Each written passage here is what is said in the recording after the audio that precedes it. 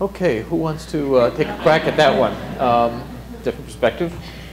Dan Brito? Yeah, I'll take a shot at it. I think the first thing that needs to happen is for the NGOs, they need to know where the materials and the aid is, so when there's a disaster, we can move it in quickly.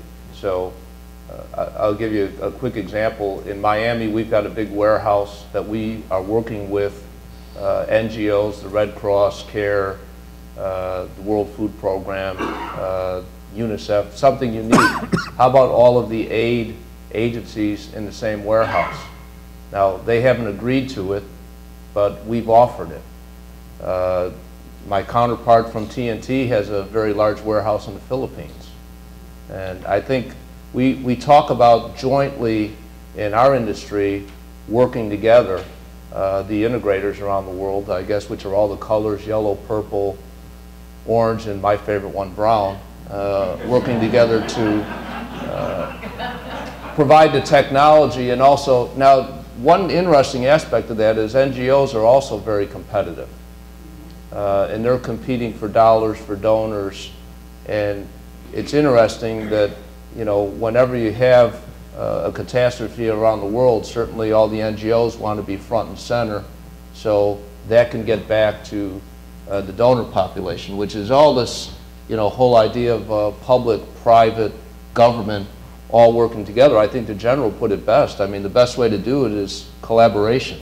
I mean, we all have to work together because the ultimate goal is certainly to save lives and certainly get the supplies and materials that the doctors need to help out. So it's not an easy answer. I think a lot of things do have to change for us to make that happen.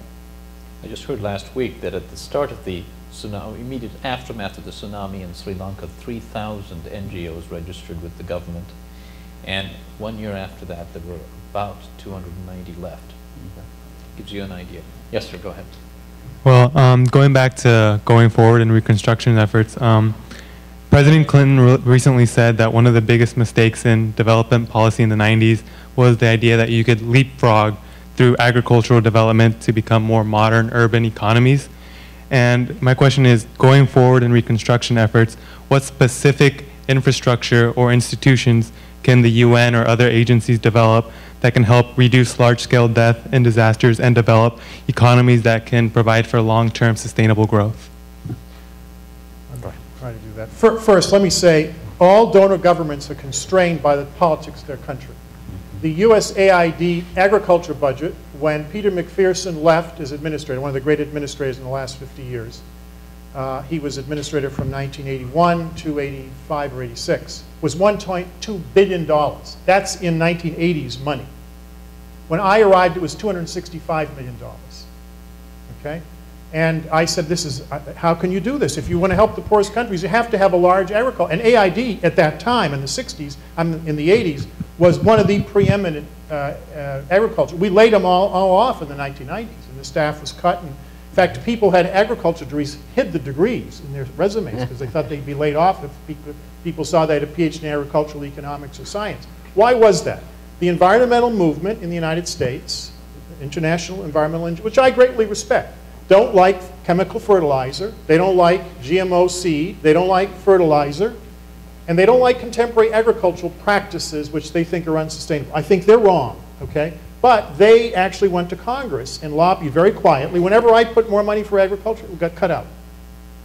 Then the farmers in the United States said, if they grow more food, then there's competition for us. We could not get the agriculture program going in Iraq for a year and a half because the United States Department of Agriculture, which was running the Ministry of Agriculture, which in Iraq, with the Australian Ministry of Agriculture, stopped a $100 million aid program in agriculture.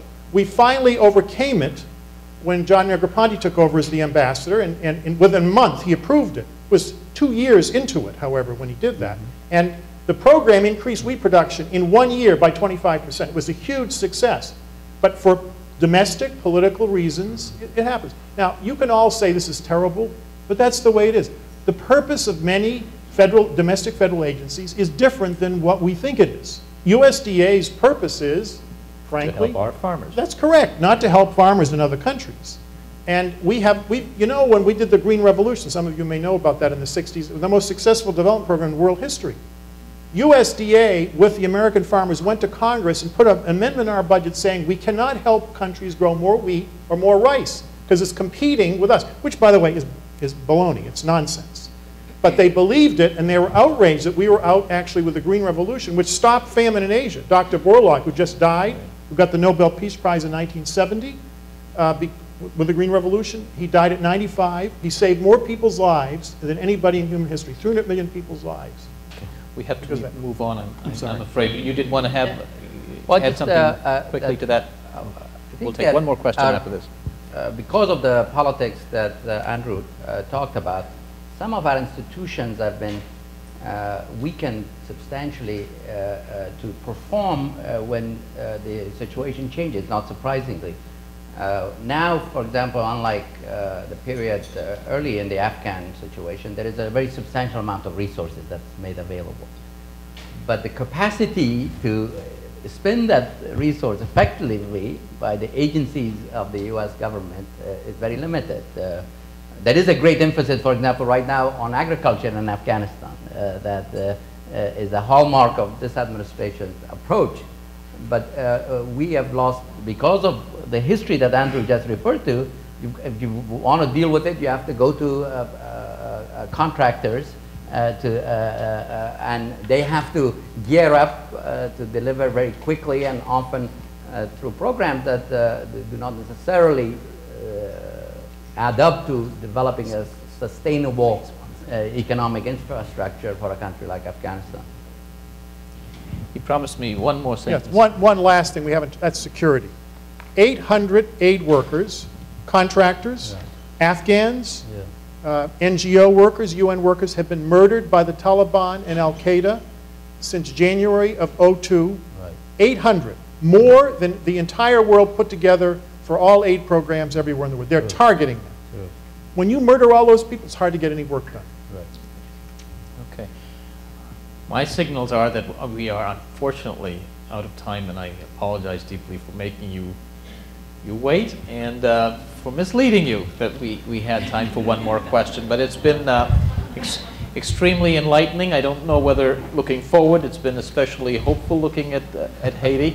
But from all accounts, what we have here are enormous opportunities that were seized by the private sector, coordination, lessons that were learned, and I think this is what we take out of this conference. I don't know whether we knew about the prowess that you bring to assist in logistics, for example, what you did, General, at moment's notice to bring enormous military assets.